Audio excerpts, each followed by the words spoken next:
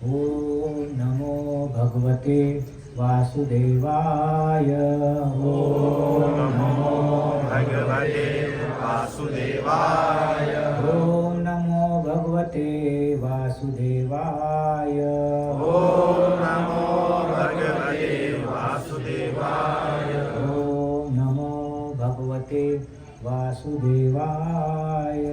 ओम नमो भगवते वासुदेवाय। नारायणं नमस्कृत्यं नारायणं नमस्कृत्यं नरं चैव नरोत्तमं नरं चैव नरोत्तमं देवीं सरस्वतीं व्यासं देवीं सरस्वतीं व्यासं ततो जायमुदीरये ततो जायमुदीरये।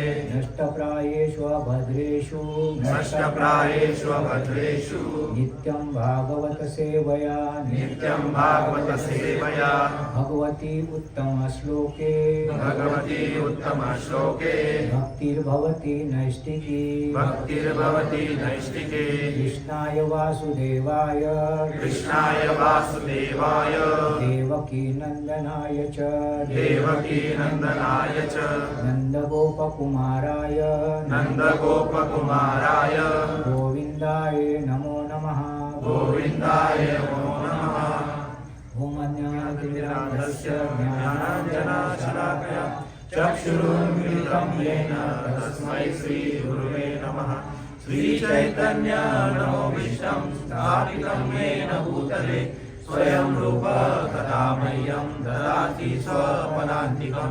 वन्देऽहं श्रीगुरु श्रीयुतापदकमलं श्रीगुरुं वैष्णवांश्च श्रीरूपं साग्रजातं सहगणा रघुनाथान्वितं सजीवं साद्वैतं सावधूतं परिजनसहितं कृष्णचैतन्यदेवं श्रीराधा कृष्णपदा सहगणा ललिता श्रीविशाखान्वितांश्च नमो विष्णुपदाय कृष्णपृष्ठाय भूतले श्रीमते भक्तिवेदान्त स्वामी नामिने।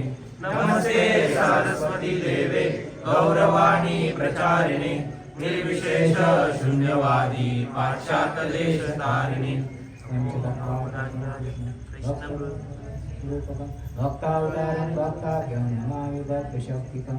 हे कृष्णा करुणा सिन्धु दीनबन्धु जगत्पते गोपेश गोपिकान्त राधाकान्त नमस्ते। तप्त काञ्चन गौराङ्गी राधे वृन्दावनेश्वरी वृषभानुसुते देवी प्रणमामि हरिप्रिये। वाञ्छाकल्पतरुभ्यश्च कृपा सिन्धुभ्येव च पतितानां पावनेभ्यो वैष्णवेभ्यो नमो नमः। जय श्री कृष्ण चैतन्य प्रभु नित्यानंद श्री अद्वैत गदाधर श्रीवासादि गौरभक्तवृंद। हरे कृष्णा कृष्णा कृष्णा हरे हरे हरे राम राम राम हरे हरे। हरे कृष्णा कृष्णा कृष्णा हरे हरे हरे राम राम राम हरे हरे। हरे कृष्णा कृष्णा कृष्णा हरे हरे हरे राम राम राम हरे हरे।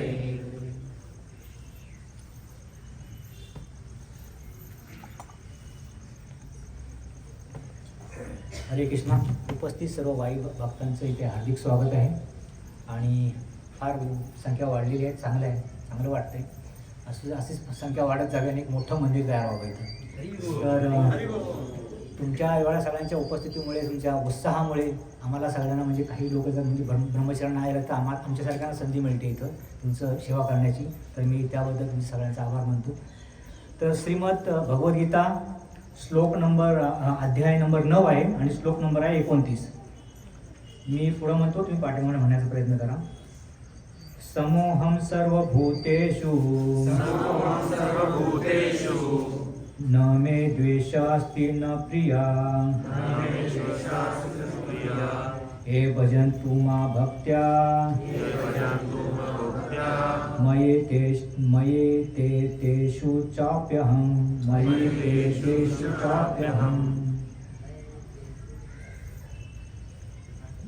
त्याचं भाषांतर आहे. मी कोणाचा द्वेष करीत नाही, तसेच कोणाशी पक्षपातही करीत नाही. सर्वजण मला सारखेच आहेत.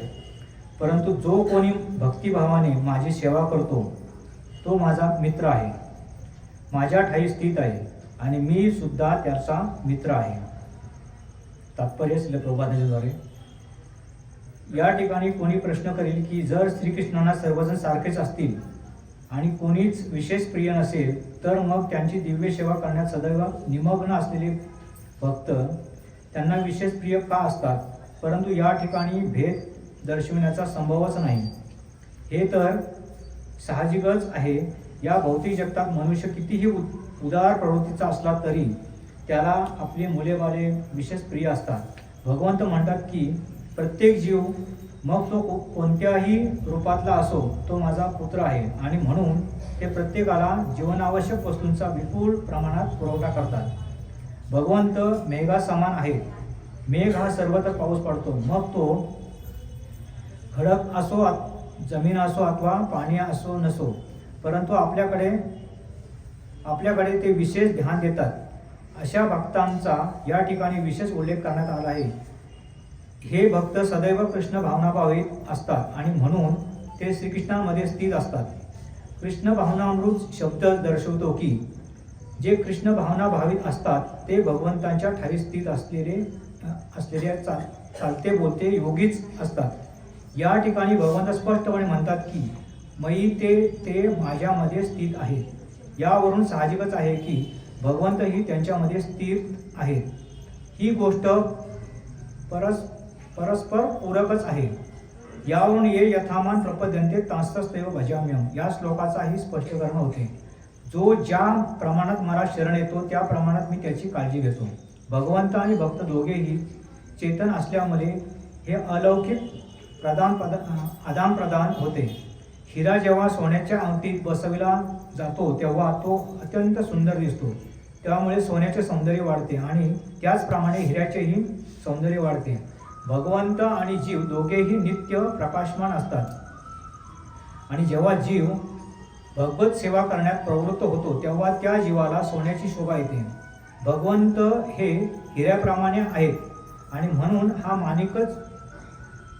हा मणिकांचन योग अत्यंत सुंदर दिसतो. जीवांना त्याच्या विशुद्ध अवस्थेत भक्त म्हटले जाते. भगवंत हे त्यांच्या भक्ताचेही भक्त असतात. भगवंत आणि भक्तांमध्ये जर परस्पर पूरक संबंध नसेल तर ते विशेष तत्वज्ञान असू शकत नाही. निर्विशेष तत्वज्ञानानुसार परमेश्वर आणि जीवामध्ये असे आदानप्रदान असत नाही, परंतु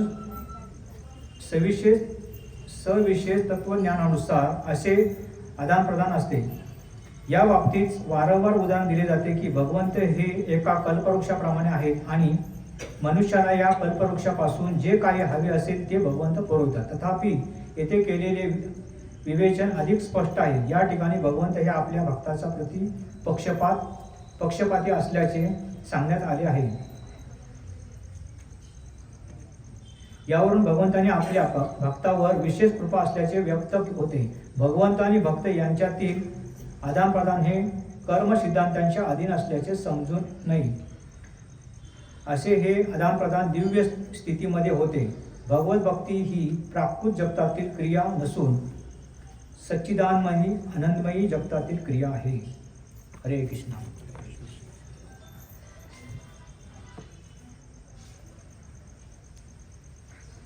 या श्लोकाचा अर्थ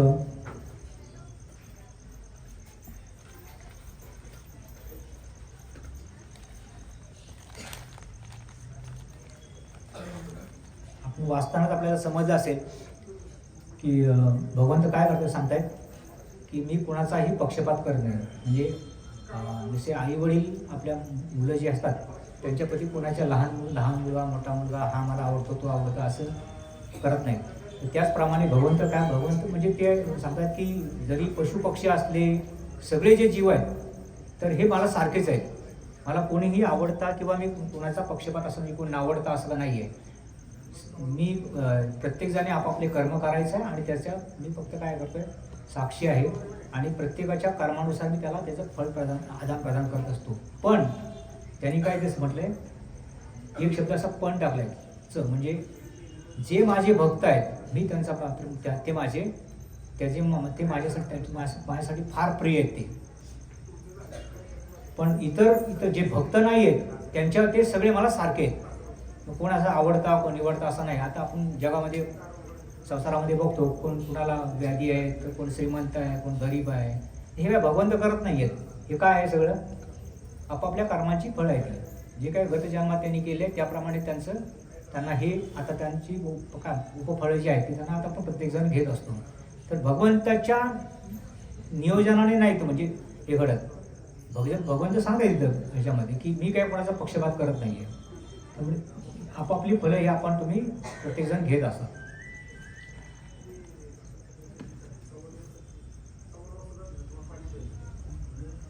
आणि भगवंत काय सांगतात की मी सगळ्यांच्या इच्छा सगळे हे जे काय 84 लक्ष योनीतले सगळे जीव आहे त्या सगळ्यांना अन्नदान सगळ्या सुविधा पुरवत असतो. आणि त्यामुळे पुन्हा भगवंताकडे काय सगळे जे काय आपल्याला जे पाहिजे ते सगळं त्यांच्याकडे अस्तित्वात आहे, त्यांच्याकडे उपलब्ध आहे. फक्त आपण काय करायचं आहे आपल्या साधना करून भक्ती सेवा करून काय करायचं आपल्याला ते भगवंताकडून प्राप्त करायचं. आणि भगवंत सांगतात मी कल्पवृक्षाप्रमाणे तुम्ही इच्छा कराल ते मी सगळ्या पुरवायला तत्पर आहे.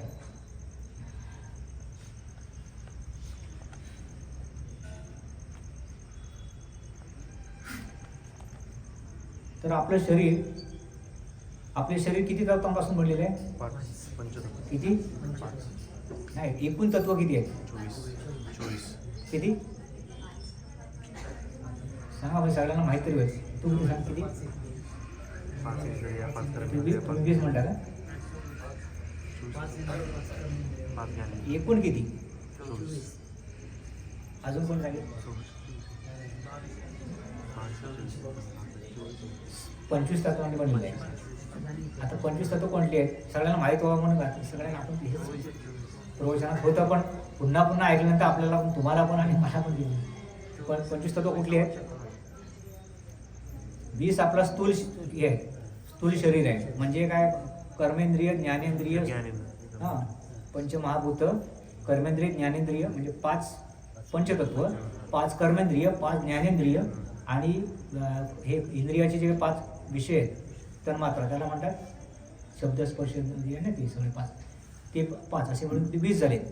आणि 3 आहेत काय? मन बुद्धी अहंकार म्हणजे सूक्ष्म शरीर. 24वा कुठला आहे? आत्मा. आणि हे सगळं कार्यशील ठेवणारा आत्मा स्थिर आहे, पण कार्यशील ठेवणारा दुसरा कोण आहे? आपल्याला देवाणघेवाण करणारा कोण आहे? परमात्मा. असे एकूण टोटल किती आहेत? 25. आता ह्या 25 हे जे काय आपलं शरीर आपण जेव्हा त्यागतो दुसरं शरीर घेतो तेव्हा हे 20 तत्व जी आहेत ही ह्याच आपल्या ह्या मृत्यूलोकामध्ये सोडले जातात. आणि जे काय हे पुढचे 5 आहेत हे पुढे म्हणजे परमात्मा हा कायम सगळीकडे अस्तित्वात आहे, पण 4 तत्व आहेत ते पुढच्या प्रवासाला निघून जातात. म्हणजे पण याच्यामध्ये नियोजन करणारे जे काही शरीर आहे सूक्ष्म शरीर हेच आपल्या कर्मांना आपल्याला हे ठरत असतो, म्हणजे कर्म करण्यासाठी आपल्याला बाध्य करत असतो. मग हे 3 जे काय आहेत सूक्ष्म शरीर म्हणजे सूक्ष्म शरीर ह्याच्यामध्ये काय आहे? सगळ्यात जो करता आहे तो कोण आहे? मार्ग दाखवणारा तो कोण आहे? मन आहे का बुद्धी आहे? बुद्धी आहे. हे आपल्याला मार्ग दाखवत असते. म्हणून बुद्धी आपल्याला काय सात्विक आली पाहिजे, तरच आपण ह्या कर्मबंधनात म्हणजे जे काय पुन्हा जन्म मृत्यू जरा व्याधीमध्ये जे काय अडकतोय, म्हणजे भगवंत म्हणतात की मी तर पक्षपात करत नाही आहे. मग हे कशामुळे हे दुःख येते पुन्हा जन्म मृत्यू जरा व्याधी का येते आपल्याला? तर आपल्या कर्मामुळे. मग हे पुन्हा येऊ नये याच्यासाठी काय करावं लागेल? आपले जे काय सूक्ष्म शरीरामधले जे काय बुद्धी आहे ह्याला सक्षम केली पाहिजे. ह्याला काय म्हणतात? सात्विक किंवा सत्वगुणी बनवली पाहिजे. आता ही सत्वगुणी कशी बनणार आहे? संसारात राहून बनेल? संत संगतीत गेले पाहिजे. बरोबर आहे. संतांच्या संगतीत येऊन त्यावेळेला सत्संगामुळं येऊन आपल्या त्या आल्यानंतर तिथं आपण सेवा करू, आपण श्रवण करू, भगवंताच्या कथा ऐकू, तेव्हा मग आपल्यामध्ये ते सत्वगुण निर्माण होतील. आणि ह्या गुणांच्या आधारावरतीच भगवंत जे काय आहे परमात्मा आहे हे आपल्याला काय करत असतात? या प्रकृतीद्वारे आपल्याला आपल्याकडनं कर्म करून घेत असतात. आता हे कर्म जे काय प्रत्येक आपण जे काय करत असतो, जे काय आपल्याकडनं जे काय घडत असतं, हे सगळं घडत हे बाय चान्स घडत नाही आहे. म्हणजे अचानक काहीतरी आपल्याकडनं जे काय आपण आज दिवसभर करत असतो हे सगळं नियोजित असतं. म्हणजे गत कर्मांचा परिणाम हा आपल्याला संचित आपण म्हणतो ना दैव काय म्हणतात ते नियतीने जे काय घडत असतं. म्हणजे जे काय आपण घेऊन आलेले कर्म त्याला नियती म्हणतात की पुढे मिळणार आहे. तर या नियतीचा भगवंत काय करतात, निर्देशन करत असतात. म्हणजे पुढे तू काय करायचं आहे, तुला हे करायचं आहे, हे सगळं भगवंत मार्गदर्शन संचलन करत असतात, निर्देशन करत असतात की तू कसं कसं केलं. म्हणजे आपल्याला फक्त ते मार्ग दाखवत असतात. पण करणारा कोण असतो, करणारा आपल्यात जो काय हे जे काय म्हणतात ते व्यवस्थापन, जे आपल्या शरीराचं व्यवस्थापन कुणाकडे आहे, मन बुद्धी अहंकाराकडे आहे. तर हे करत असतात. मग ह्यांना योग्य मार्गावरती आणण्यासाठी सत्संगात यायला पाहिजे, श्रवण केलं पाहिजे. आणि भौतिक जगातलं जे काही ज्ञान आहे हे तुम्हाला कर्मबंधनातनं सोडू शकत नाही. तर भगवंत मार्गदर्शन करत असतात. मग आपण म्हणू मग काय, भगवंत जर सगळं करत असतात तर मग आपल्याला काय करायला पाहिजे. तर नाही, आपण एक गोष्ट आपल्याला केली पाहिजे. भगवंत आपल्याला हे सगळं आपल्याकडनं करून घेत आहेत. जे काही नियतीने जे घडणार आहे ते मार्ग दाखवत असतात. आपण काय म्हणतो कटपुतळीप्रमाणे ते सगळं नाचत असतो.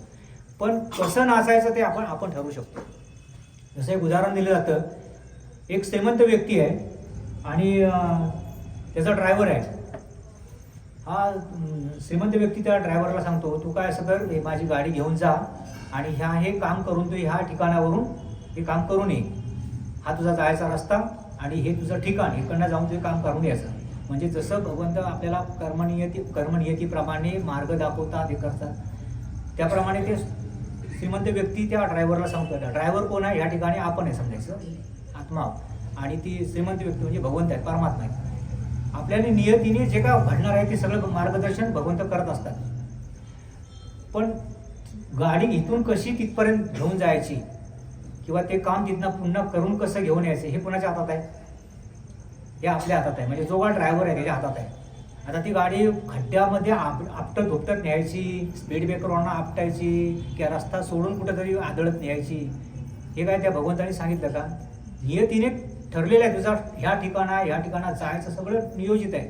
पण कसं करायचं हे आपण ठरवू शकतो. किंवा आणखीन एक उदाहरण सांगायचं म्हणजे आपल्याला इथून सांगितलं की तुमचा कुठला नाका आहे,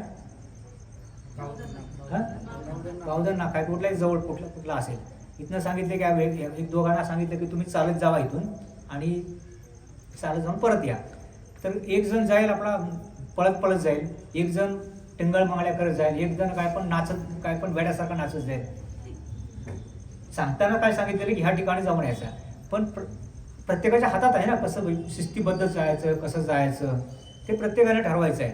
म्हणजे आपल्याला भगवंताने ह्या मृत्यूलोकामध्ये पाठवलं आहे. याचा अर्थ काय आहे, ह्या मृत्यूलोक आहे जेल आहे. जेलमध्ये कोण असतो, जेलमध्ये कैदी आहेत, सगळे कैदी आहेत. आपण सगळे कैदी आहेत. कर्माने आपण काय म्हणलं, कर्मबंधनाने एक कैदी आहोत. आणि ह्यातनं सुटण्यासाठी भगवंताने काय केलेलं आहे, तुम्हाला एक धर्म मार्ग दिलेला आहे, साधू संत पाठवलेले आहेत. आता ह्या साधू संतांचं, त्यानंतर वचनांचं, त्यानंतर ह्या धर्माचं हे नियम समजून कोणी घ्यायचं आहे, आपण समजून घ्यायचं आहे. आणि जे काय तो गाडी चालवताना कशी चालवली पाहिजे, शिस्तबद्ध चालली पाहिजे, किंवा एखादा चालताना कसा चालला पाहिजे, नियमबद्ध चाललं पाहिजे, हे आपल्या जीवन जगताना आम्ही कसं जगलं पाहिजे हे आपल्याला कोणी बाहेर नाही येणार नाही, किंवा स्वतः पण येणार नाही, किंवा भगवंत पण सांगणार नाही. भगवंत का सांगतील, तुम्ही कर्म बंधनात अडकलेले आहेत, तुम्ही सुधारायचं आहे. जोपर्यंत तुम्ही सुधारत नाही तोपर्यंत तुम्हाला वरचा मार्ग मोकळा नाही. कारण हा मार्ग अतिशय श्रेष्ठ आहे. तिथं काय आहे, सगळे शुद्ध जीव आहेत आणि सच्चित आनंदमय आहेत. असे भगवंत स्वतः शुद्ध आहेत. त्यामुळे अशा जीवांना तिथं ते घेऊन जाऊ शकत नाही. त्यांनी वारंवार जन्म घेऊन स्वतः शुद्ध व्हायचं आहे. नियम कोणी समजून घ्यायचे, स्वतः समजून घ्यायचे. आणि तुम्ही पुन्हा जन्म घेऊन किंवा ह्याच जन्मात सुद्धा काय करू शकतो, आपण ते नियमबद्ध वागून धर्म आचरण करून शुद्ध जीवन, जे काय गुण आपले आहेत, सात्विक गुण आहेत, हे स्वतः आपण निर्माण केले पाहिजेत. तरच आपण ह्या कर्मबंधनात अडकणार नाही. कर्मबंधनात कोण अडकतोय, चुकीचे कर्म आपण करतोय. कारण आपले जे काही गुण आहेत ते आपले निर्माण झालेले नाहीत. त्याच्यामुळे काय करतो, आपण कर्मबंधनात अडकतो. तर असं पण एक म्हटलं जातं की हे सगळं आम्ही सगळं प्रवचनात ऐकतो, सगळं जाणून बुजून आहे, तरी पण असं वाईट का घडतं? सगळ्यांना प्रश्न आहे की नाही, की जाणून बुजून तो असं म्हणजे आपण का वागतो, असं चुकून आपल्याकडनं घडतं असं. तर ह्याला सुद्धा परमात्मा आतमध्ये आहे आणि त्याला माहीत आहे कोण किती नालायक आहे आणि कोण किती चांगलं आहे, कोण प्रामाणिकपणे भक्ती करतो, कोण कसं करतोय, हे सगळं भगवंत जाणून असतात. आणि ज्याप्रमाणे जी व्यक्ती वागत असतो त्याला अनुषंगाने भगवंत काय करतात, त्याशी आदान प्रदान करत असतात. आता त्याची प्रवृत्ती जर का वाईट असेल, कपटी असेल, वाईट असेल अतिशय, आणि तो आता दैवयोगाने त्याला मागच्या सुकृतीने भक्ती मिळालेली आहे, तरी तो आता सात्विक वागू शकत नाहीये. दिखाऊ भक्ती, नकली भक्ती करू शकतो. प्रामाणिकपणे जी काय वास्तविक जी भक्ती आहे तो करू शकत नाही. त्याचे जे काय गुण आहेत, त्याची जी काय प्रवृत्ती आहे ती भगवंत त्याला बाध्य करतात. म्हणजे तो बाध्य असतो, त्याला बांधील असतो, तो आपल्या प्रवृत्तीला बांधील असतो, त्यातनं तो निघू शकत नाही. कारण थोडा नाटक करायचं तर आपल्या स्टेजवर जाऊन आपण तेवढ्या पुरता वाचून तेवढं करू शकतो, परत हाय असं आपण वागतो आहे ना आपल्या ओरिजिनल जीवनात. तर तसं वास्तविक ते गुण निर्माण होत नाही आहेत तोपर्यंत आपण ते तसं करू शकत नाही. म्हणजे आपल्या प्रवृत्तीला बदलणे हा मोठा आपल्यासमोर काय आहे, चॅलेंज आहे. आणि हे चॅलेंज घेऊन सुद्धा मी गडावर चढलो आणि मी तिथंच वरती गडावर राहत असं नाही, असं कधी होत नाही. आम्ही खाली येतो.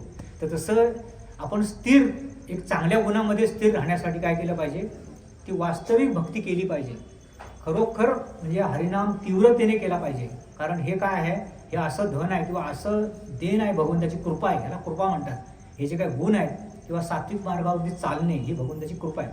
भगवंत काय साक्षात भगवंत आपल्यासमोर काय उभे राहणार नाहीत की चल आता तू मला माझा भक्ती केलेली आहेस, आता मी तुझ्यासमोर उभा राहतो, तुला स्वप्नात येतो, असं काही करणार नाहीत भगवंत.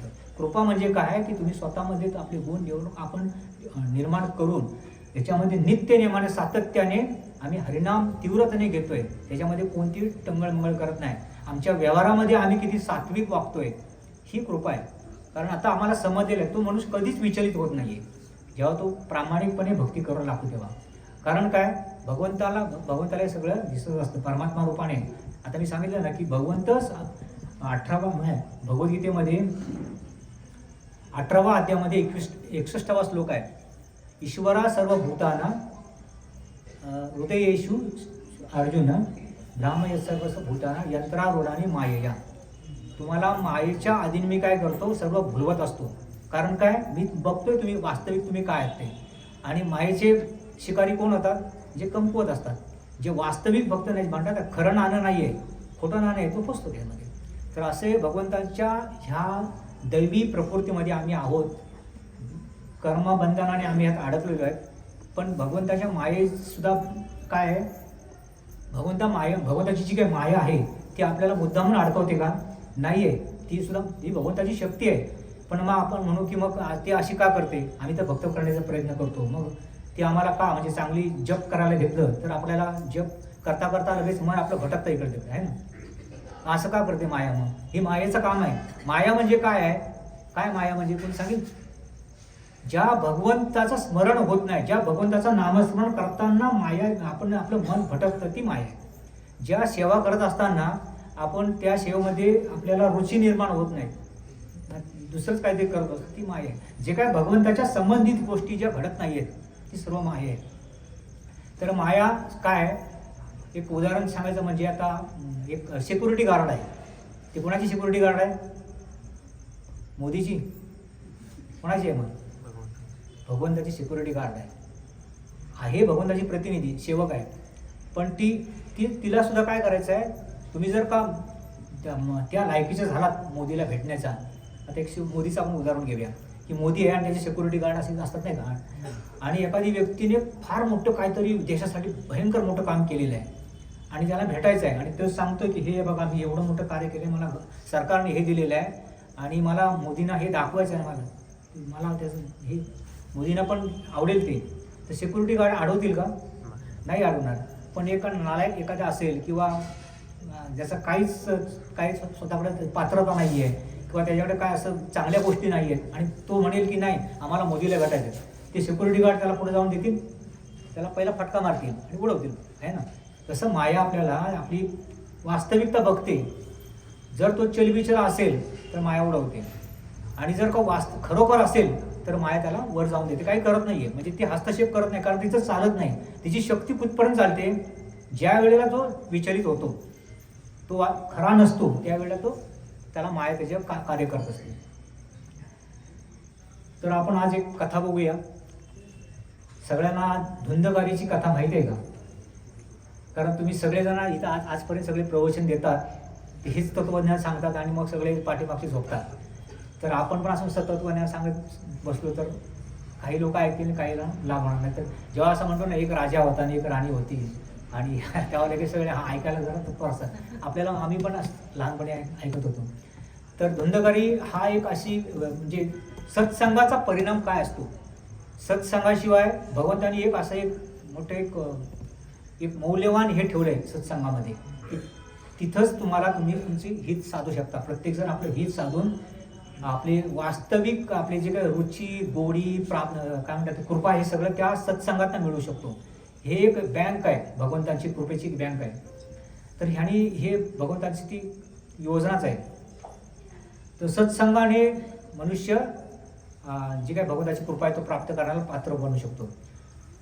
तर एक भूत योनीत असलेला, प्रेत योनीतला व्यक्तीसुद्धा, एक जीव प्रेत योनीमध्ये अडकलेला असतो आणि त्याला सत्संगाचा लाभ होऊन त्याला एक दिव्य शरीर मिळालं आणि तो भगवंतामध्ये गेला. तर सत्संगाचे किती महत्त्व आहे बघा.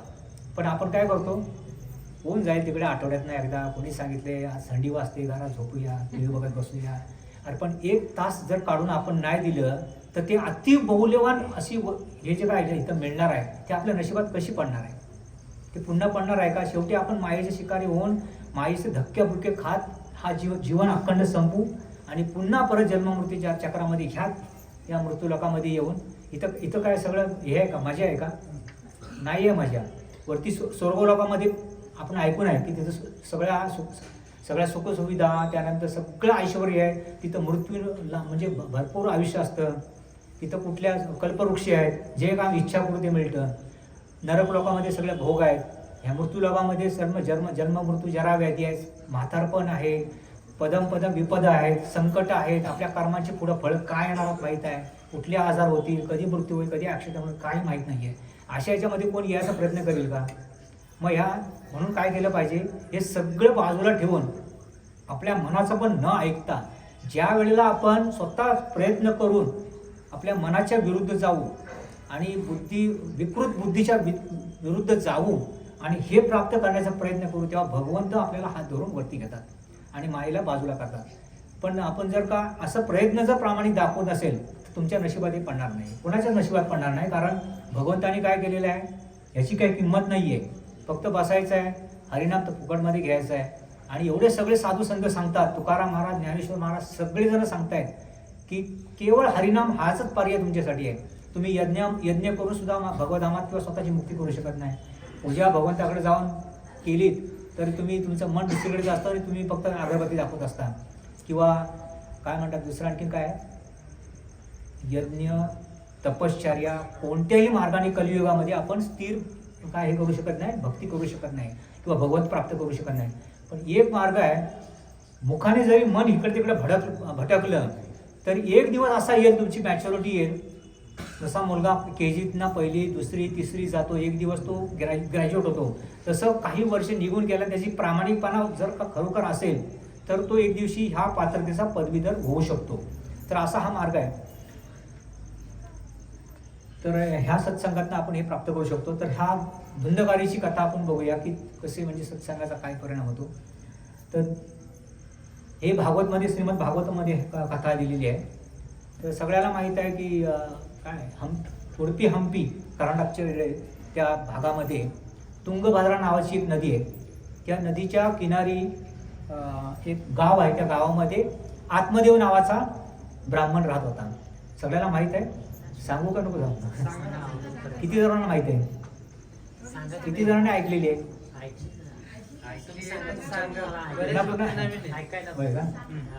तर कुठं हडपी ओंपी साऊथचं माहिती आहे ना, कर्नाटक, आंध्र प्रदेश वगैरे तिकडे एक तुंगभद्रा नावाची एक नदी आहे. त्या नदीच्या किनारी ह्या आत्मदेव नावाचा ब्राह्मण राहत असतो.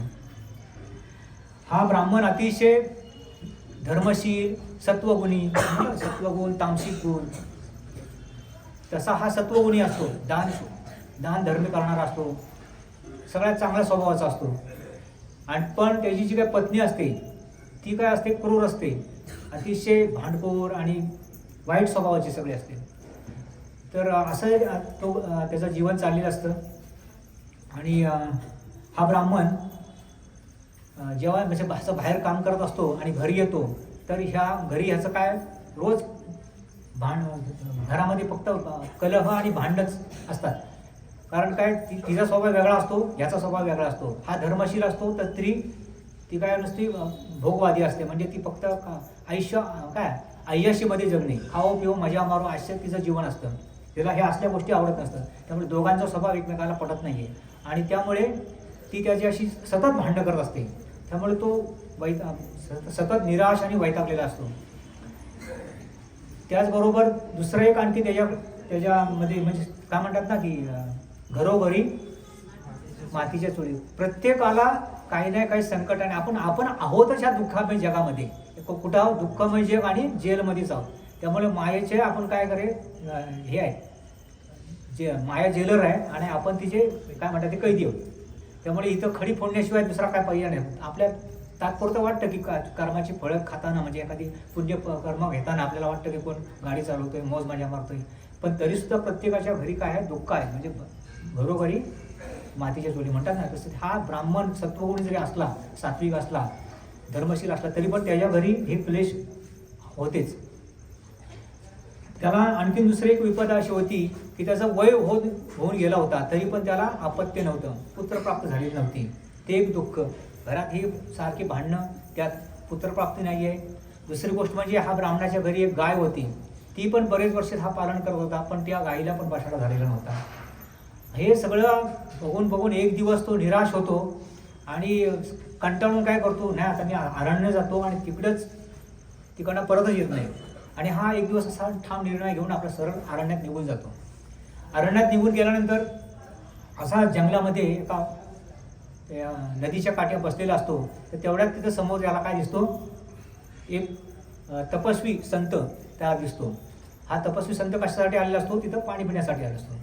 मग हा लगेच उठतो आणि त्या तपस्वी साधू संताकडे जातो. त्या संताकडे जातो आणि म्हणतो, दंडवत करत असतो, दंडवत असं प्रणाम करतो. तर धुंदगारी आपला हे तपस्वी जो साधू आहे, संत आहे, तर म्हणतो, अरे काय बाबा तू कुठं आलायस आणि अशा एकटा असा तू काय अरण्यात राहतोयस.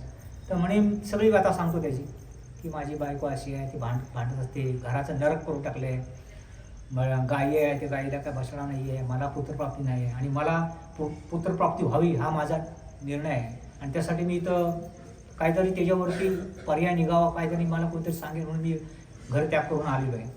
तर तुम्ही यांना काय सांगू शकता का. तर तो संत पुरुष असतात ना, ते चेहरा बघून त्यांना सगळं दिसतं की हे काय व्यक्ती आहे. तर ते म्हणे, तुझा चेहरा मी पाहिलेला आहे आणि तुझ्या चेहऱ्यावरनं मला दिसतंय की तू ह्या जन्मात काय 7 जन्मात तुला पुत्रप्राप्ती नाही. तर तो म्हणे, मी तुझ्याकडे भविष्य मला सांगायला विचारायला ना आलोय, मला पुत्रप्राप्त कशी होईल ती सांग. तू तपस्वी आहेस आणि मला ह्यातनं तू मार्ग सांग, नाहीतर मी काय करणार आहे, इथं तुझ्या समोर इथं आत्महत्या करेन. अरे म्हणजे हे काय वेगळेच आलो कुठं आणि हा काय याचं काय. तर म्हणतो, बाबा ठीक आहे, तू आत्महत्या वगैरे काय करू नको, काहीतरी पर्याय काढतो मी. आणि तो तपस्वी असतो साधू, तो आपलं ध्यान लावतो आणि एक हातामधून असं एक फळ निर्माण करतो आणि म्हणे, हे घे, हे फळ घे, तुझ्या बायकोला नेऊन दे. तो ब्राह्मणाचं नाव काय, आत्मदेव.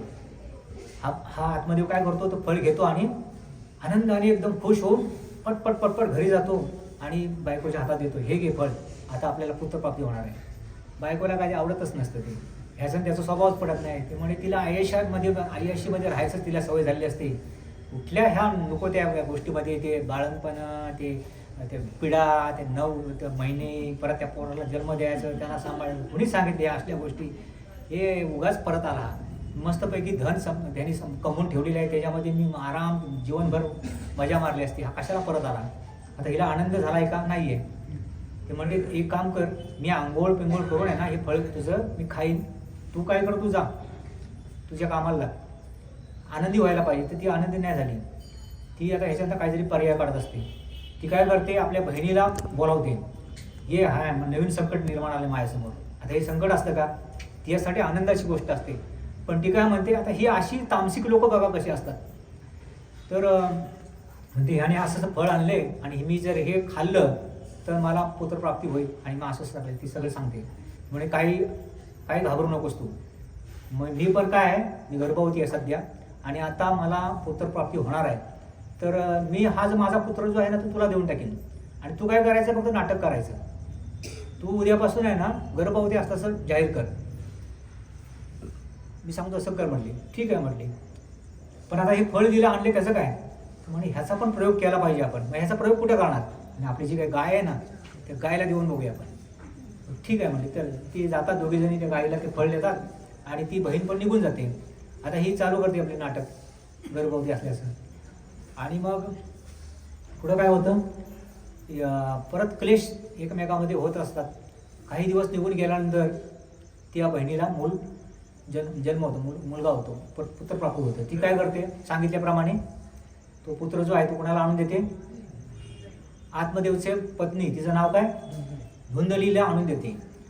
ती हे घेऊ, आता तू काय कर, याचं पालन पोषण कर.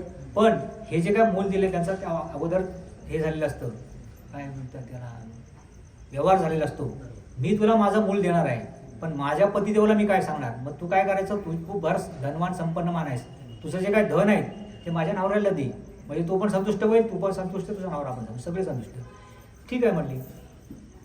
मग हा धन देतो त्यांना, त्याप्रमाणे ती बहीण त्याला पुत्र आणून देते. मग हा मुलगा वाढू लागतो आणि काही दिवस झाल्यानंतर 2-3 महिन्यानंतर तिकडे गाईला पण पुत्र म्हणजे जे काय बछडा होतो. हा बछडा जो असतो तो कसा असतो, काय ऐकले तुम्ही, मुलासारखा, एक मनुष्यासारखा तो बछडा होतो. जे काय वासरू जे होतं ना त्या गाईपासून निर्माण होतं ते एका माणसासारखं शरीर असतं, पण त्याचे जे काय कान असतात ते गाईचे असतात फक्त, आणि पूर्ण शरीर काय असतं, मनुष्याचं असतं.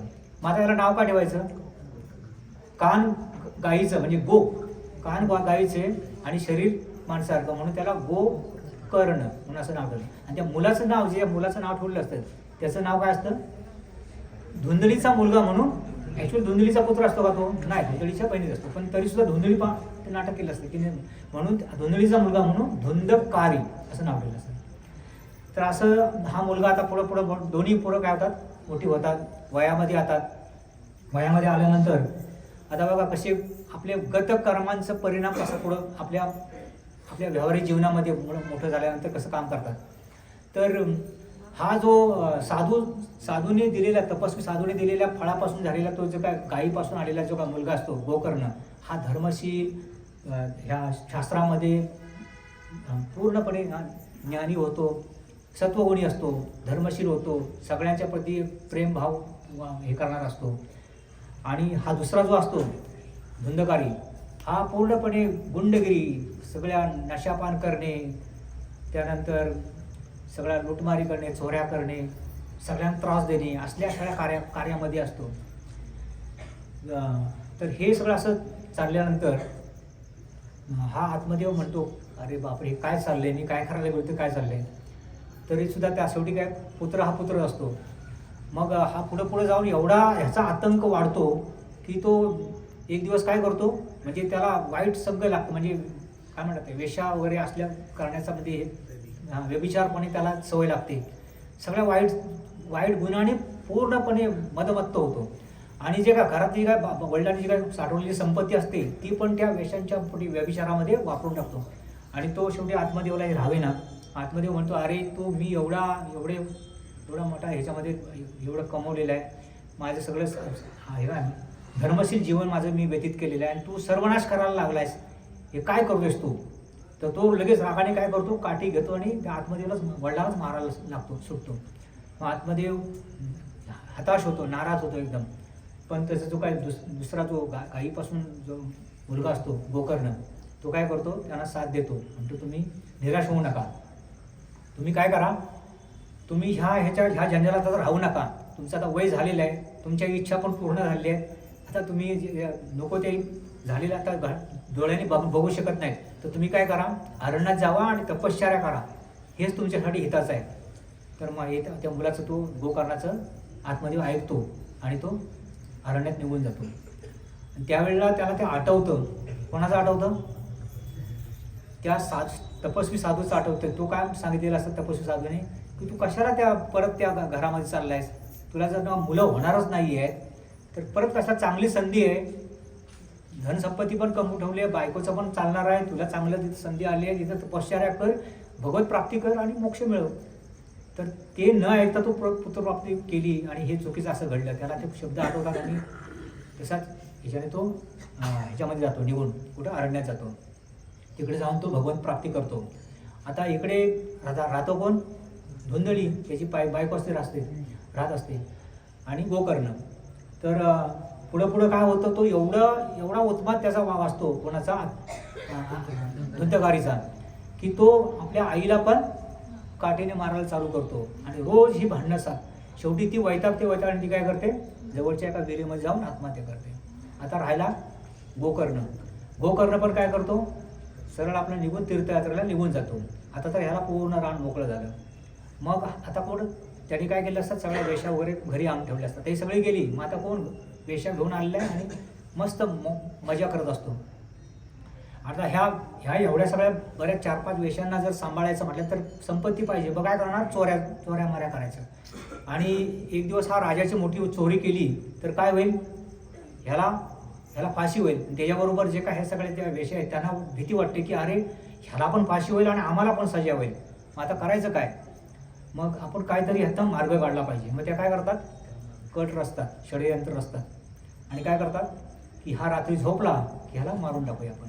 आणि मग हा रात्री एक दिवस असा झोपलेला असतो, गाढ निद्रेमध्ये असतो. सगळेजण येतात, त्याला बांधतात, त्याच्या ज्या पाठवरती असतील त्या बांधतात आणि मारून टाकतात. मारून टाकल्यानंतर आता आत्महत्या झाली म्हटल्यानंतर काय होणार, त्याला काय म्हणतात, नैसर्गिक जीवन आलं का, मृत्यू आला का, नाही आहे. म्हणजे तो काय झाला, आता प्रेत झाला.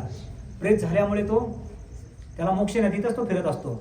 आणि ते जे काय वेश असतात ते काय करतात, त्याचं जे काय मूर्तदेह आहे ते करतात तिथंच घरामध्ये खड्डा काढून तिथं पुरून टाकतात. एवढ्यामध्ये काय होतो, तिकडनं आपल्या गोकर्णाच्या काय तीर्थयात्रेला गेला असतो तो घरात परत येतो आणि त्याला समजतं की आपला जो काय हे धुंदकारी जो काय आपला भाऊ आहे ह्याला मारलेला आहे, त्याची हत्या केलेली आहे. मग आता माझं कर्तव्य आहे, तो कसाही असू दे, त्याने आईवडिलांना मारलं असं माझं कर्तव्य आहे, त्याचं पिंडदान केलं पाहिजे, त्याला श्राद्ध केलं पाहिजे, तीर्थस्थानाला जाऊन त्याला काहीतरी श्राद्ध केलं पाहिजे. म्हणून तो काय करतो, तीर्थाकडे जातो, म्हणजे कुठे धर्मस्थळी जातो. तिकडे जाऊन तिथं काय करतो, श्राद्ध वगैरे करतो, मंत्र उच्चारण करतो, ह्याला चांगली गती मिळावी म्हणून सगळं कार्य करून येतो आणि परत घरी येतो. परत घरी आल्यानंतर त्याला काहीतरी वेगळं असं म्हणजे आवाज ऐकायला येतात, म्हणजे असं काहीतरी विचित्रपणा असं घरामध्ये तुला वातावरण दिसतं, काहीतरी पडदा चालतोय, तर कुठे काहीतरी धूर दिसतं, तर कुठेतरी आवाजच होतोय, पण समोर व्यक्ती काय दिसत नव्हती आणि आवाज पण व्यवस्थित क्लिअर ऐकायला येत नव्हतं. म्हणून तो काय करतो, ते तिकडे तीर्थस्थानी गेलेला असतो ना, तिकडनं ते काय पवित्र जल आणलेलं असतं ते सगळीकडे असं शिंपडतो. तर हे जल नाही ना, हे कुणाच्या अंगावर पडतं, तो धुंदकारी जे आहे ना, नाही धुंदकारी, ह्या धुंदकारी तिथं त्याला शरीर नसतं, मन बुद्धी अहंकार असं काय म्हणतात त्याला, प्रेत शरीर असतं त्याचं, त्या शरीरावरती पडतं आणि त्यामुळे काय होतं, त्याचा आवाज स्पष्टपणे आता गोकर्णाला ऐकायला येतं. तो म्हणतो अरे मी माझं जीवनभर आहे ना फार सगळ्यांना पापी जीवन जगलेलं आहे, एवढं पाप केलेलं आहे की असं पाप कुणीच केलेलं नसतं, एवढे पापी जीवन मी जगलेलं आहे आणि माझा आता उद्धार शक्य नाही आहे. तर असं कसं काय म्हणते, त्याला ते ऐकायला जातं की हा कोण आहे, धुंदकारी बोलतोय. गोकर्णाला ऐकायला स्पष्ट जातं की हा माझा भाऊ बोलतोय आणि हाच इथं आता हे जे काय होत आहे ना, त्याला कारण हाच आहे.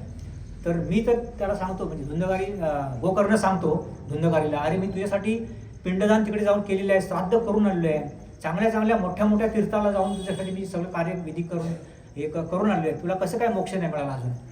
नाही तुझ्या ह्या कार्याने मला मोक्ष मिळणार नाही, एवढा पापी आहे मी, मग काय करू. तर म्हणे ठीक आहे, मी काहीतरी पर्याय काढतो येत ना, तू काय कर, तू जरा शांत जाऊन घराच्या बाहेर थांब, मी रात्रभर विचार करतो आणि यातनं काहीतरी पर्याय काढतो. आणि मग तो धर्मशीलच असतो आणि तो देवतांचं स्मरण करतो आणि त्यांच्याकडनं काहीतरी याच्यातनं सोल्युशन काहीतरी पर्याय काढता येईल का बघूया. आणि मग त्यांनी सूर्यदेवाचं काहीतरी ध्यान केलेलं असतं आणि सूर्यदेव त्यांना सांगतात की तू असं काय कर, 7 दिवस भागवत सप्ताह ठेव आणि त्या भागवत सप्ताहामध्ये ह्या धुंदकारीला श्रवण करण्यासाठी बसव. आणि हे 7 दिवस जर त्याने श्रवण एकचित्ताने तर ऐकलं तर काय होईल, त्याची गती त्याला चांगली मिळू शकते आणि तो यातनं मुक्त होऊ शकतो. त्यामुळे ह्या ठरल्याप्रमाणे मग काय होतं, 7 दिवस हा भागवत सप्ताह त्या गावामध्ये ठेवतो. सगळ्यांना तिथं भागवत सप्ताहामध्ये बोलवतो आणि ह्या धुंदगारीला पण सांगतो की तू काय कर, शेजारच्या एका झाडावरती येऊन तू व्यवस्थित बसून 7 दिवस ही कथा ऐक.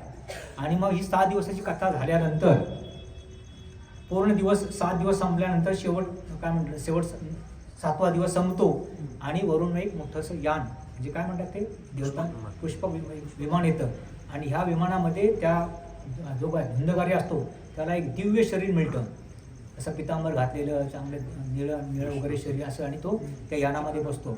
तर तेवढ्यामध्ये धुंदगारी आपला गोकर्ण तिथे जातो आणि म्हणतो, अरे तुम्ही ह्या एकट्यालाच घेऊन चालला आहे, ह्याबरोबर सगळे जे बसलेले आहेत त्यांचं काय, त्यांनी पण ऐकलेलं असतं.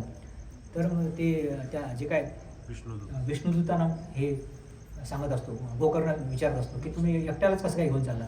तर म्हणे ह्याने अन्न पाणी पण खाल्लेलं नाही, सतत असा उपाशी पोटी राहून त्यांनी काय एवढं श्रवण केलेलं आहे की सगळं त्याने पूर्ण स्मरण करून ठेवलेलं आहे. त्यामुळे तो आता पात्र झालेला आहे आणि त्याची सगळी पापं काय आली तर नष्ट झाली आहे आणि म्हणून त्याला आता मी घेऊन जातो. मग तेव्हा काय म्हणतो, मी त्यांना वचन देतो, गोकर्ण म्हणतो मी तुम्हाला वचन देतो की ह्या सगळ्यांना मी घेऊन जाईन आणि सगळ्यांना पुन्हा भागवत सप्ताह ऐकवून त्यांना मी घेऊन जाईन. तर त्याप्रमाणे गोकर्ण काय करतो, पुन्हा भागवत सप्ताह ठेवतो, सगळ्यांना परत भागवत सप्ताह ऐकवतो आणि सगळ्यांना परत गोलोक धामात घेऊन जातो. तर असं एक प्रेत योनीतला जीव सुद्धा या श्रवण कार्यांमध्ये जर का भगवंताच्या कथा ऐकण्यामध्ये त्यांनी जर आपले वेळ दिला आणि त्या कथा ऐकल्या तरच आपली जी काय प्रवृत्ती किंवा आपली विकृत प्रवृत्ती आहे हिला बदलणे आपल्याला शक्य जाईल. आपल्या प्रयत्नाने, आपल्या ज्ञानाने, कोणी सांगण्याने आपला फरक आपण करू शकत नाही. आपल्यामध्ये दैवी गुण आपल्यामध्ये निर्माण करू शकत नाही आणि जोपर्यंत दैवी गुण निर्माण होत नाही आहेत, आपण वास्तविक भक्त होत नाही, तोपर्यंत भगवंत पण आपल्याला द्यायला बसले नाही. कारण भगवंताचा व्यवहार अतिशय तंतोतंत आणि सत्य आहे आणि ते कुणालाही असत काय देत नाही. तर असं हे आपण ह्या भागवत सप्ताहामध्ये जर का नित्यनेमाने आलो आणि जरी मनाने ऐकलं नाही किंवा कुठलेही काम असेल तरी बाजूला ठेवून जर ऐकत राहिलो तर एक दिवस असा येईल की आपल्याला ह्याची गोडी निर्माण होईल. आणि तीच काय आहे, त्यालाच काय म्हणायचं, कृपा. कृपा म्हणजे काय, ह्या मार्गामध्ये रुची निर्माण होणे, हरिनामामध्ये ऐकण्याची रुची निर्माण होणे, भक्तांची सेवा करण्यामध्ये रुची होणे. भक्तांची जेव्हा सेवा करतो आपण तेव्हा भगवंत संतुष्ट होतात. भगवंत डायरेक्ट भगवंताला मी आराधना केली, प्रार्थना केली कडकडून आणि तर भगवंत संतुष्ट होत नाही. भगवंत काय म्हणतात, माझ्या भक्तांची जेव्हा सेवा करशील, त्याच्यामध्ये जेव्हा प्रामाणिकपणा असेल आणि ते निस्वार्थ निष्कपट असेल तर मी संतुष्ट होईन आणि मग तुला मी तू पात्र होशील. तर अशी भगवंताची कृपा आहे, ती आपण प्राप्त करू शकतो.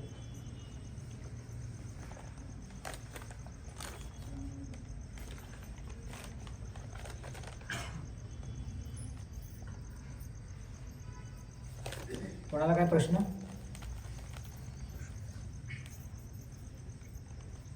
हरे कृष्ण. जसं प्रभूजी शास्त्राप्रमाणे जसं आत्महत्या केली की भूत पिशाचाने प्राप्त होती, तर जर कुणाचा आपण खून केला त्याला देखील जी भूत पिशाचाने ती प्राप्त होते का? करणाराला का केले त्याला, म्हणजे ज्याचा खून झालाय त्याला ना, तर तो भूत पिशाचच होणार आणि त्याला शरीर नाही मिळालं ना. त्याला काय म्हणतात ते अचानक त्याचा नैसर्गिक न्याय झालेला आहे. त्याला आयुष्य दिलेलं होतं, समजा 65 वर्ष असतील, कोणाचा 80 वर्ष असेल आणि त्याला 50 वर्षामध्ये त्याला जर का त्याचा खून झालाय तर त्याला योग्य गती त्याचं शरीर दुसरं शरीर तयार नाही आहे, त्यामुळे तो एक कॉमेंट आहे की जसं काही लोकांचे म्हणजे ऍक्सिडेंट होतात, मग त्यांना कोणतं शरीर प्राप्त होतं? त्यांना पण भूत योनीत जातात ते. कारण काय, त्यांनी कुणातरी मागच्या जन्मामध्ये कुणातरी ऍक्सिडेंट केलं, खून केलं असतं म्हणून ह्या जन्मात येऊन कोणतरी त्याचा खून उडतो. तर असं ह्या प्रकृतीमध्ये आहे ना, ह्या सगळ्या सुविधा आहेत. त्यामुळे असं काय म्हणतात, कर्मगती नियम, कर्मणो गहना गती, ह्या कर्मगतीमध्ये आहे ना कुणाची सुटका नाही आहे. आणि भगवंत आणि प्रकृती आणि आत्मा म्हणजे इच्छा, आपल्याला जी इच्छा आहे या इच्छा करा त्यांना काय म्हणतात त्याला सँक्शन करणे किंवा त्यांना काय म्हणतात मराठीमध्ये पास करण्यासाठी परमात्मा सुद्धा बघतो की ह्या लेवलचा ही व्यक्ती आहे का.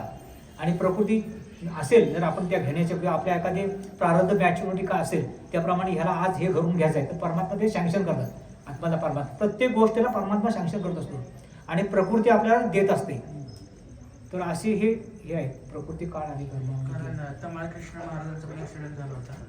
त्यांना डायरेक्ट भगवत धाम प्राप्त झालं होतं. आणि दुसरे म्हणजे अनेक ब्रह्मचारी होते, प्रभूचे डिसायपल होते, तर त्यांचा सुद्धा ऍक्सिडेंट झाला. पण ते नवीन दीक्षित भक्त होते. तर त्यांना पुढच्या जन्मामध्ये एका भक्ताची स्त्रीची योनीमध्ये प्राप्त झाली. तर भक्तांनी एक्सेप्शन आहे ना यामध्ये ऍक्सिडेंट झाला. आत्ताच ह्या प्रवचनाला आपण ऐकलेलं ना की हा जो श्लोक आहे ह्याच्यामध्ये काय आहे ना, मी कुणाचा पक्षपात करत नाही. प्रत्येक जण आपापल्या कर्मांचा मी माझ्या प्रकृतीद्वारे त्यांना देत असतो. कोण कोणाला भगवद्धाम मिळेल, कोणाला स्वर्गलोक मिळेल, कोणाला नरकलोक मिळेल, पण हे आपापल्या कर्मांचं प्रतिफळ आहे. पण भक्तासाठी एक स्पेशल आहे.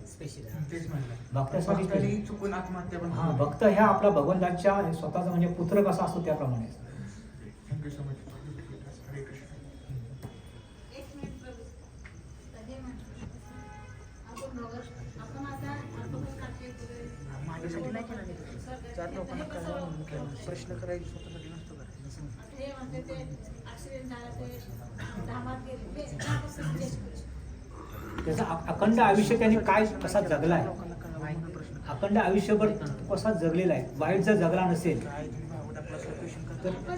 चार लोकांना कळलं. आपण जज नाही करायचं. वाईट असणार. नाही पण हे बघा आपल्याला एवढं तरी माहित आहे ना की तो त्याचं अखंड जीवन कसं आहे. याच्यावरनं त्याचं वाईट तर गती होणार नाही, कारण भगवंत काळजी घेणार आहेत. पुढचं सगळी गती सद्गती भगवंताच्या हातामध्ये आहे. त्यामुळे त्याला त्याच्या वाईट गतीला त्याला भगवंत काय म्हणतात, ज्याची भक्ती जशी असेल ज्या प्रमाणात त्यांनी केली असेल 90% केलं, 99% असेल तर 1% त्याला पुन्हा शरीर दिलं जाईल, पण 100% करून त्याला भगवंतांना घेऊन जाणार. मोक्ष